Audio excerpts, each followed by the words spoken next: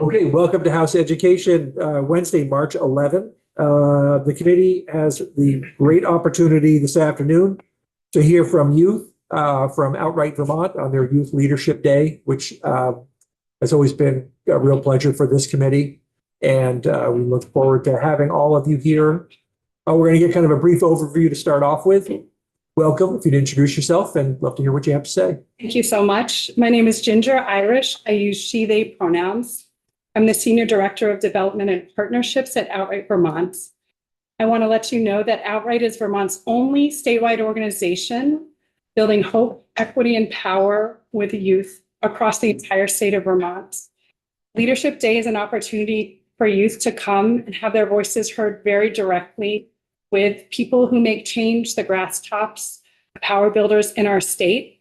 And we're very grateful to be here. And I am feeling very hopeful that you're willing to listen to their stories and just hear about their direct experience in this room that is often very, very full of adults.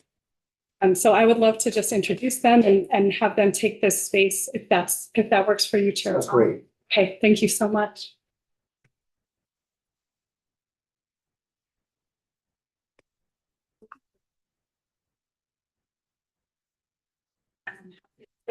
Come on, just maybe while you're doing that, I think it'd be good if we introduced ourselves. Beth, if you'd start, just kind of name and where you're from. So, Representative Beth Quimby from Linden, Vermont. Representative Emily Long in Wyndham County from Newfane, Vermont. Representative Kate McCann from right here in Montclair. Representative Joshua Dobrovich from Williamstown. Chris Taylor from Milton, Georgia. I'm Peter Conlon. I'm from Cornwall and 4 other small towns outside of Middlebury. We're from Brandon, so we're here. Excellent. Yeah. And in part, I represent Leicester and Goshen, which are both part of Otter Valley. Yes, Mother Valley gives you. Great. Representative Erin Brady from Williston, also a teacher at Colchester High School. Representative Jenna Brown from Michigan. And Rob Hunter from Manchester. Representative Leanne Harple from Albany, Glover, Greensboro, and Craftsbury. I'm Representative Leland Morgan. I represent all of Grand Isle County and a portion of the town of Melton. Who's feeling brave enough to sit up and tell us about yourself? You can do 2 at a time if you feel more comfortable. Yeah, you want somebody up there next to you, invite them right on up. I'm from Colchester. Hi. Hello. My name is Alice Langbauer. And I'm going to talk about HHB, specifically Bill H-130.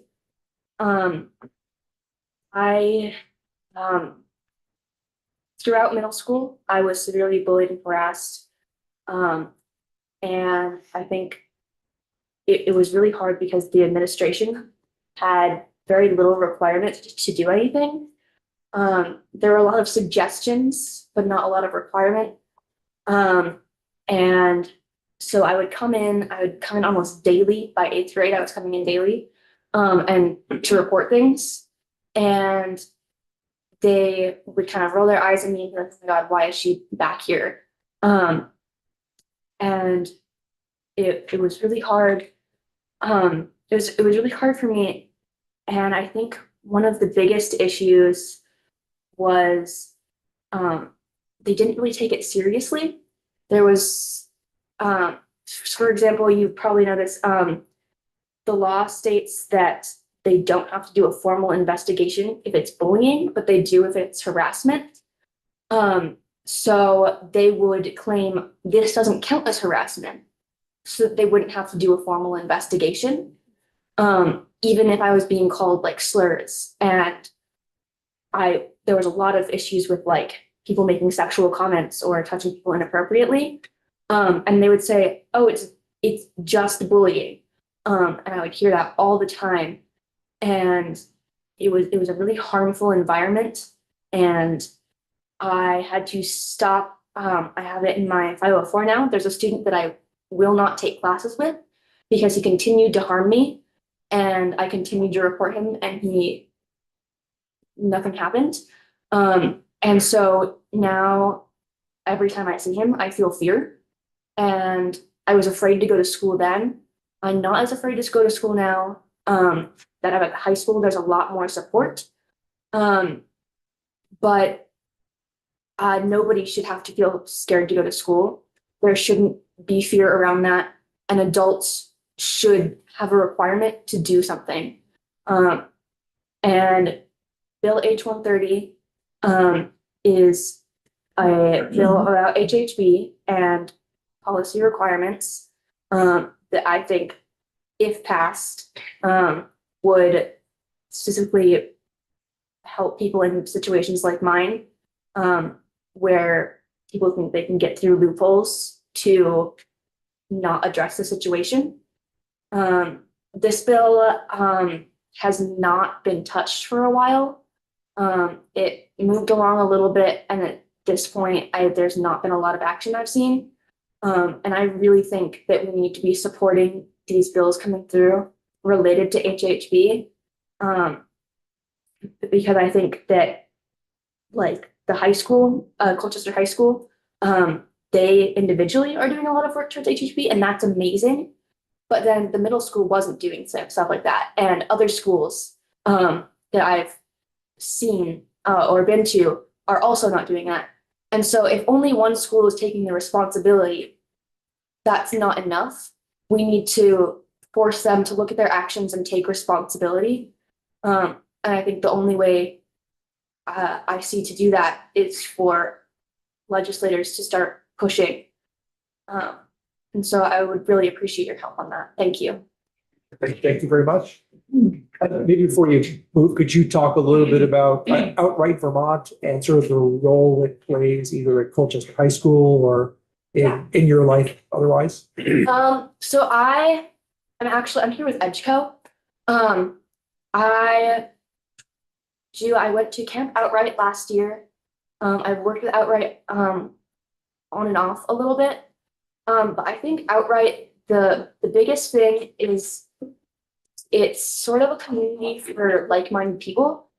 And so I can go to Outright meetings or go to Camp Outright, and I can find other youth who have experienced the same thing I did.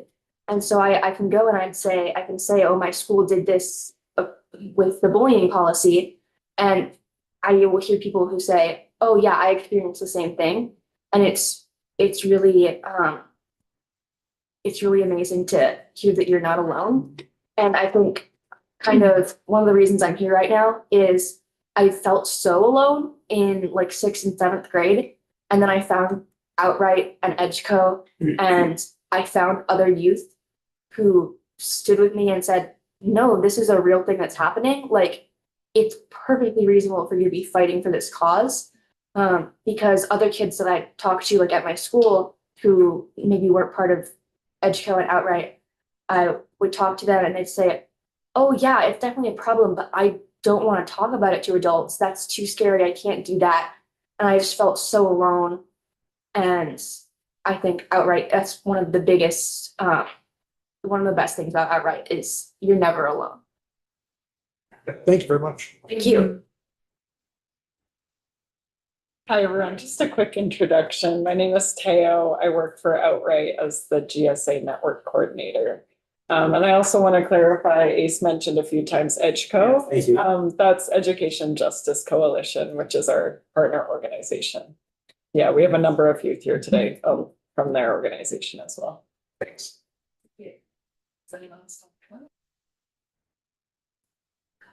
Is Camp Outright, is that down in Benson? Is that where that's all taking place? Oh, that's great. Yeah. Yep, that's our new property down there. Not yet.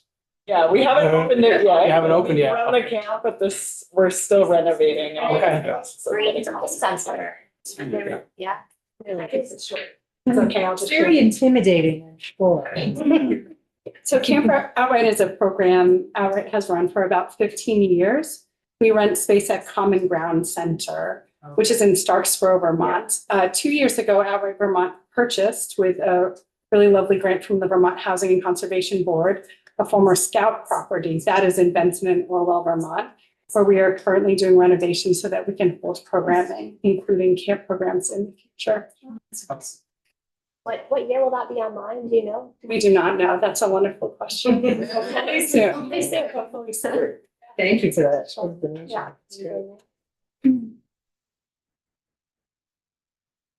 We'd love to hear from any other of the youth who are here who'd be willing to come up and kind of talk about things, or even if it's just about, Or you talk about what you've done today, so.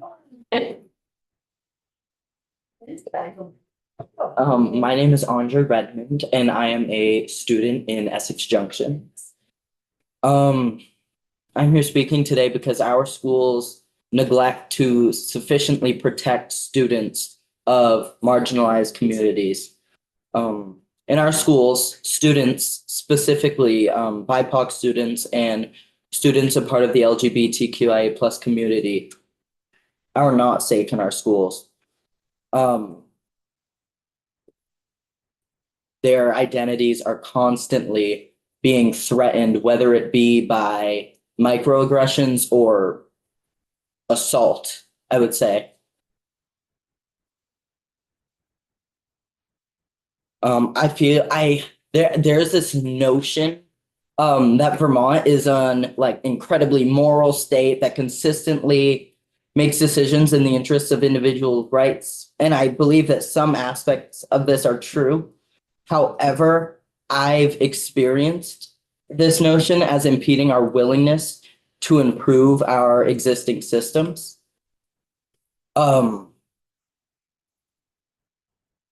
And I believe that is something as a community, as a society, we need to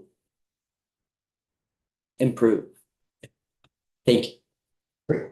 thank you. That's a great point about how sometimes that can impede if you have these beliefs that Vermont is very welcoming, which it is comparatively, right? But it's a great point about that can actually be an impeding thought process and growing even more. Appreciate that. From Arizona, so I definitely see that very strongly.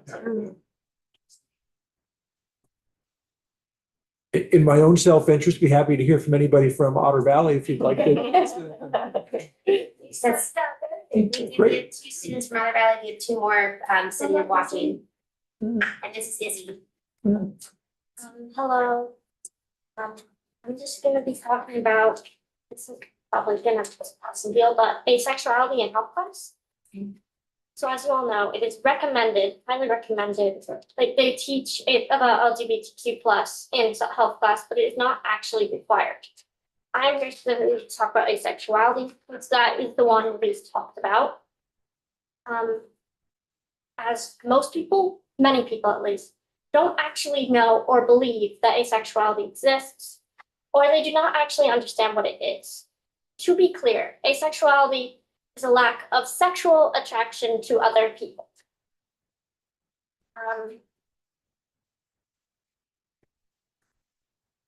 It's not the same as the disorder hypoactive sexual desire disorder, though. So I just wanted to talk about that. So it is also confused with abstinence when talked about in health class. People will be like, oh, if someone mentions they're sexual, they'll be like, oh, you're abstaining from sex, which is not the same thing. There are also things, people say things like, everyone starts having these feelings. Sexual attraction is normal and healthy.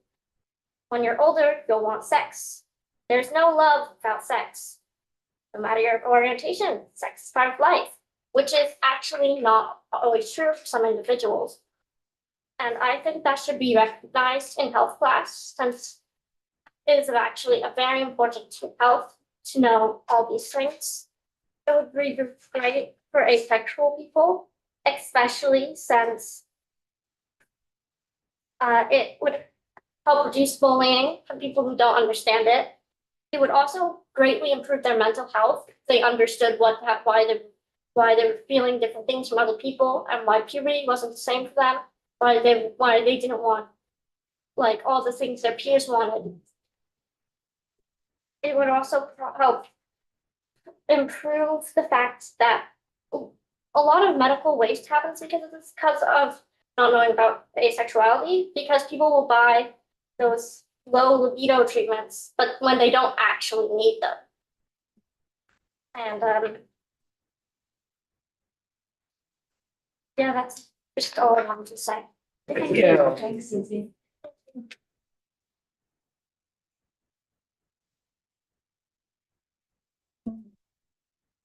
Very happy to hear from anybody else. Would love to.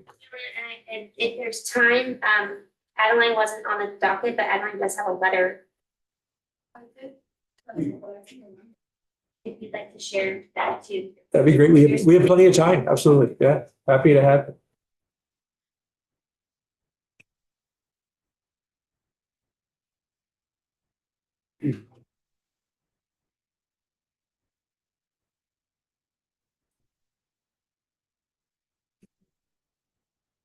Well, I'm Adeline.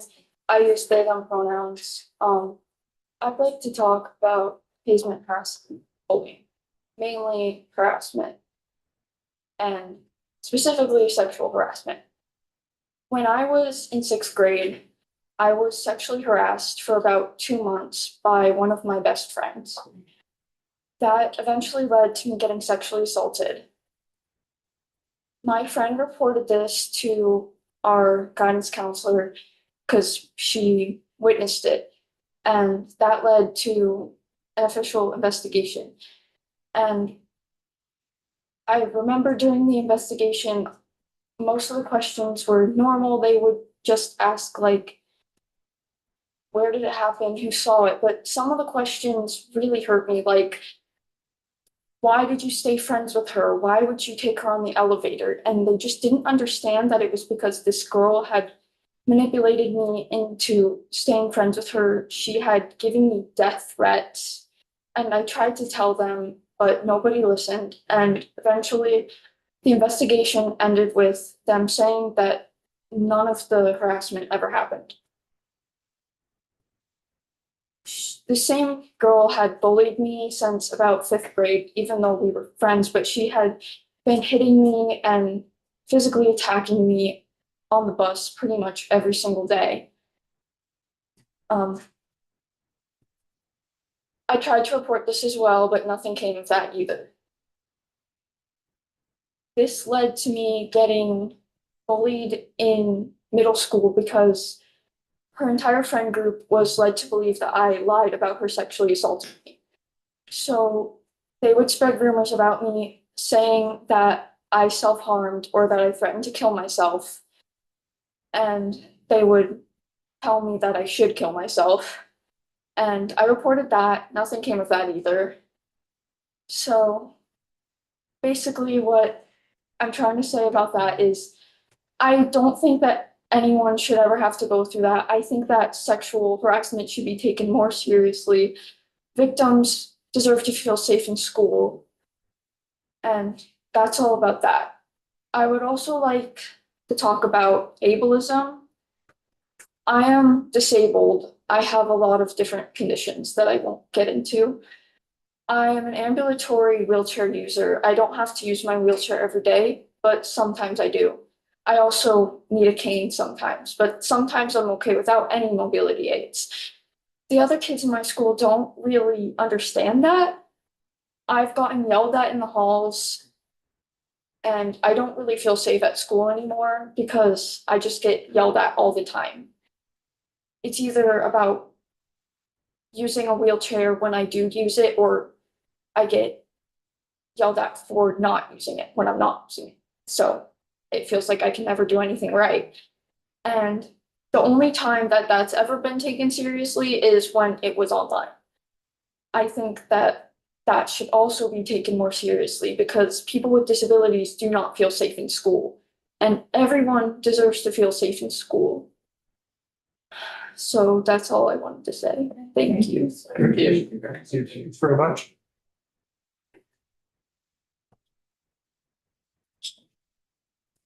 We appreciate, certainly open to have anybody else speak. Great. Hi, I am Fiona. I am from Otter Valley. I would like to start off by thanking the committee for your time and letting us all be here today, so we can bring issues to light that may not be seen as much by the committees outside of this. I would like to bring attention to House Bill H 839 that would allow youth to access unaccompanied transitional housing. This one is something that I, for one, see a lot of as somebody who argues that they would fall into the low income housing group. I see the effects that not having the housing that you need has on kids today, and it has a terrible effect on things like how they can transfer that to their education. Kids without the proper housing that they need are very much negatively affected by the lack of that housing. And the homeless rate among those of the LGBTQ youth has tripled since 2020. And they tend to experience this at a higher rate because of that factor. This could safe and accessible housing for all, especially teens, is vital to their learning. And safe housing allows for them to focus on not what park bench they may be sleeping on tonight, but working on their grades, making sure they are passing and getting all the work that they need done when they need it done. And it also allows them to not have to worry about what they might eat for dinner the next night. I would love to encourage all representatives in here to pass the bill H 839. That again would allow access to unaccompanied transitional housing, as this is especially important for teens who are facing any problem with housing and especially homelessness. Thank you, committee, for your time. That's a big issue. It's a very complicated one. I'd like to speak now as an educator. Great. I'm Katie Sherry. I've been teaching in Vermont for 13 years. I taught at Spalding, so I used to live in Montpelier, and I voted for you, Representative McCann. And I believe you know Sue Brennan. Okay, yes, so I know her, and then I live in Middlebury, so I also voted for you, sir, and teach at Otter Valley now. And I love teaching. These are the reason I love teaching. It's them every single day, but the politics of just the structure and administration at the town, state, and federal level are getting in the way of what I really love, which is spending time with these amazing kiddos. I want to echo what Fiona just said about Bill, is it H839? I calculated, I on average spend about $2,000 a year on food for children. And it is something I am happy to do because I have so many kids that come in and they don't have an adult who is tucking them into bed at night, who is thinking of their needs. And I feel like I am more of a parent than a teacher sometimes. I've helped kids figure out a way to find access to a reliable shower. I've helped kids, I've had kids confide in me, or a guidance counselor shared, oh, they're actually living at a hotel right now. So when I make my own sandwiches, maybe I'll make 3 or 4 extra sandwiches and just quietly give it to a kid. And this is just a consistent thing that I've done for the last, especially in the last post-COVID era, I'd say is really when it ramped up. I'm happy to do it just because as a human being, I want to take care of my fellow citizens, but it is getting harder and harder while systems fall apart under this the federal administration. While systems fall apart, schools begin to be the place of care and community. And what's pulling these kids back in is not the education piece, not my topic of World War II or whatever the topic is of the day. It's that there's a guidance counselor that's asking, when have you had a hot meal? Can we help you do laundry? Are you safe?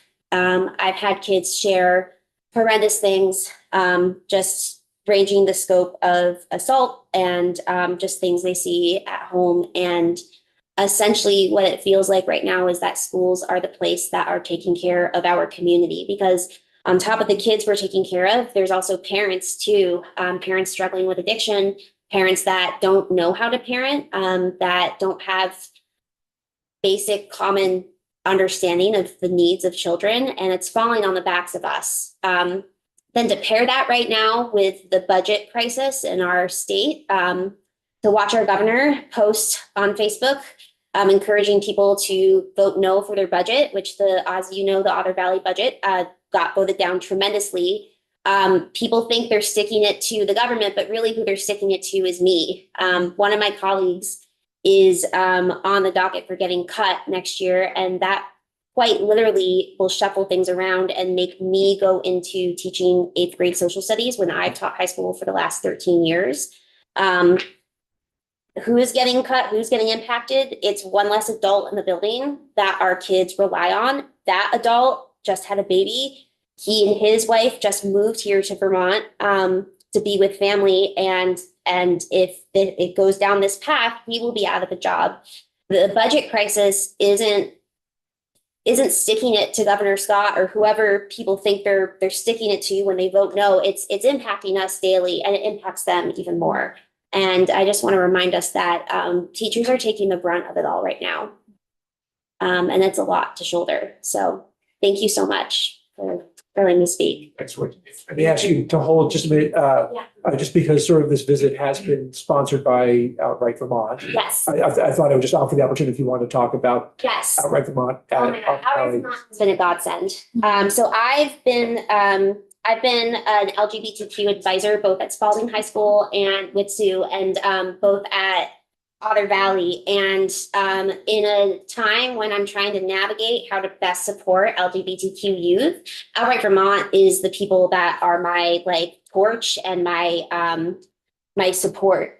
They help us just remind us that there's more community around than just the 1 or 2 adults that are bi like myself and just kind of fell into the role of advisory for the LGBTQ youth. That's essentially what happened at Spalding, is all of my queer kiddos just kept gathering in my room, and then all of a sudden there was a need for an advisor, and it's well, I already have them here anyway, so I'm just going to keep letting them gather. And Outright really helps us as adults feel like we're not alone, give us tools to help the children have tools to empower them, to understand how we can run our alliances, and to allow for space for queer youth to just be queer together, and then queer youth to also advocate for themselves. I mean, opportunities like this is exactly why Outright Vermont has been just the most wonderful thing ever.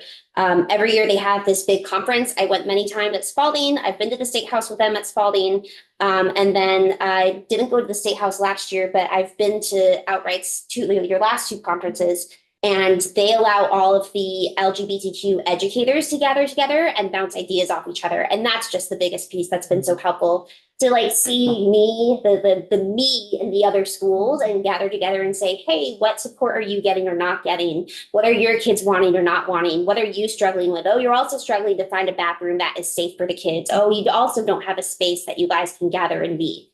That has just been the biggest help ever. So yeah, big kudos to you guys. Thank you for everything Outright has done. Thank you very much. Thank you very much. Come on up. My name is Brandon Pearson. From Ohio, but moved to Leicester 2 years ago. I want to talk about Bill H 839. It's about what? 839. I'm from Columbus, Ohio. So I have a very unique opportunity to speak on this. I'm from the inner city, not many housing, and most of my friends are either prison, single moms, or homeless. Growing up in Ohio and moving here, seeing how there's a housing crisis here, I think we can, if we pass the bill, we could show other states on how to help other states to show how you can do these things for the homeless people. Because homeless people are not drug addicts, some of them are. Homeless people are not just drug addicts, mental health crisis, and just lazy. They are working really hard. My dad was an electrician working 14 hours a day. We were homeless at times, and we stayed with my aunt or my grandmother. We had to travel 30 minutes to have hot showers, to have any showers. Our electricity went out a couple of times. We also helped other people who were in our situation when we were wealthier. Now we are in a pretty good wealth situation, and I just recently helped a former student of Otter Valley. He got kicked out of his home, and he's currently homeless. They stay with us for a couple of days to shower, have food, and stuff like that. Not everyone is as fortunate as me, and not everyone is as fortunate as the people who find people like my family who can help. And I think if we had a greater outreach to the homeless youth and also homeless adults on showing them this is the steps of their drug addiction, if they have drug addiction or mental health crisis, we should have better rehabilitation. We should have, do we have halfway houses here? Transitional housing, Yeah. to a certain extent, probably not nearly as much as we should. Yeah, we should have more transitional housing to help the homeless get a job and being able to provide for themselves. Because most of the time, when you have a job, you need to have a billing address to get your check. If you don't have a house, where? If you don't have these things, you cannot have the things that most people have. So think about the kids who are sleeping in their cars. Think about the families who are sleeping in the basements of their grandparents. Think about people who don't have housing. It took my grandparents 2 years to find a house here, and they are pretty well off. It's not just, it's a housing crisis here, it's a housing crisis across the nation. And if Vermont takes the first step in seeing what we can do to have housing, I think other states of New England, then of the East Coast, then Midwest, then the West Coast could see what we can do to have housing and improve their stuff. Thank you. It's a big, challenging issue. Yeah. Thank you. Thanks very much. Would it be okay if I spoke? I'll just switch seats, I guess. So I'm coming to you all as an Outright employee, but I actually just recently started working for Outright. My previous role was in the Burlington School District, and I was a restorative justice specialist at an elementary school there. The reason I lost my job is the reason many educators are losing their jobs right now. Healthcare costs made it so my position was no longer affordable. I was seen as excess and cut from the school district budget. I'm sure y'all are very familiar with those issues and those stories. I'm here to advocate when you're considering HHB propositions. I'm here to advocate for restorative justice as someone who has seen it happen on the ground at the elementary level. And that's maybe not the level that a lot of people are considering it at. I think it can certainly be effective at the high school and middle school level. But even at the elementary school level, when we're working with kids that young, it's so almost magical to watch it happen. We're giving them the tools to resolve conflict in a way that is almost otherwise unseen in their lives. And it's especially helpful for those students who experience conflict at home and they see it resolved in really unhealthy and abusive ways, to give them models and avenues and language for them to resolve it in a way that feels genuinely resolved and like healed, and they're able to move on in their relationships and keep their sense of belonging in their schools is, like, to me, one of the most powerful things we could be offering youth. I know there's a lot of myths and misconceptions about restorative justice, and a lot of the pushback we receive is from educators. I experienced that a lot in my school district. There was a lot of skepticism about if it was effective, and many people saw it as too soft or without consequence at all. And I'm here to just push back against that and say that a lot of that is actually just coming from a desire to do unto others as they've experienced in their own education. Like the more traditional educators who are a little bit more old school, just have a difficult time imagining the change. And that's really where it comes from. But restorative justice sees the difference between consequence and punishment. And there is consequence, and that's the most important thing, is we do offer an avenue for that. And usually the consequence of sitting with the person you've harmed in most cases and facing the truth and hearing the story of the impact that you had is far more uncomfortable for most than it is to go home, on a detention or a suspension. A lot of the students who cause the harm are maybe at home playing video games. They're missing out on schoolwork. They're also told the message of you don't belong in this community, when what restorative justice does is say, you all belong in this community. Let's talk it out and figure out a way for you to have your space and have it feel safe. So that's just the piece I wanted to share. Thank you. Appreciate that. Thank you. Thank you. Thanks to all of you for taking the time to come in with really thoughtful comments and for sharing them with us. Yeah, appreciate it.